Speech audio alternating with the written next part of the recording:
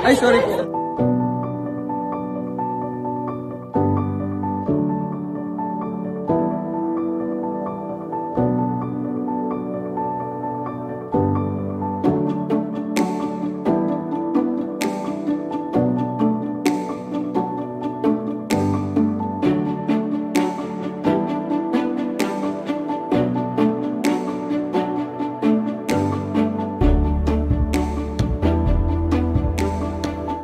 Ay, sorry po. Hello. Sobrang nervous ako kasi nung pumasok kami sa mall, bigla na niyang hinila yung girl. Pagharap ng babae, nakita niya si Jasa. Pero yung yung awareness ng isang tao na hindi mo ina-expect, sobrang nakakataba ng puso.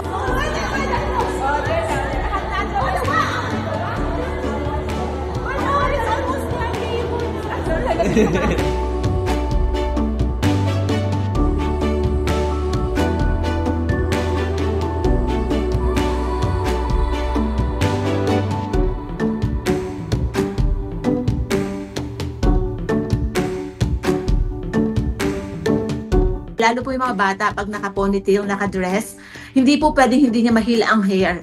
Kaya grabe po yun, sobra. Mga time na yun, yung mga magulang, talagang tinatakbo nila yung mga anak nila, palalayo kay Jasa. Kung may makasalubong po kayong katulad ni Jasa, simple gesture po yung kindness po nyo. Basta pakita lang po sa bata na hindi sila burden sa place, para hindi po sila ma-discourage po na mag-expose po sa public place.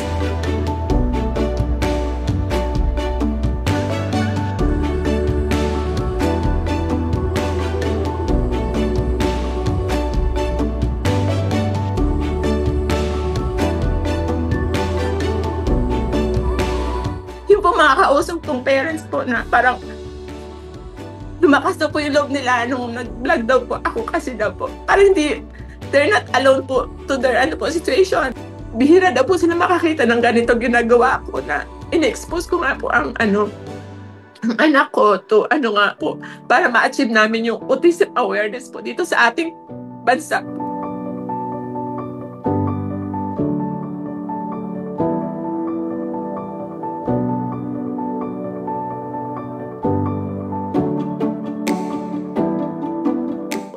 Sa tiyaga po, tsaka sa pagmamahal po ng isang magulang sa isang anak po, talagang gagawin lahat po. Yun po yung lesson na masasabi ko po, na i-face po natin kung anong meron tayo. Tsaka i-celebrate po natin yung mga kahit mga small, mga small victory ng mga anak natin. Kasi po, dun po sila humuhugot ng kanilang lakas po, na nandito tayo, nakagabay sa kanila.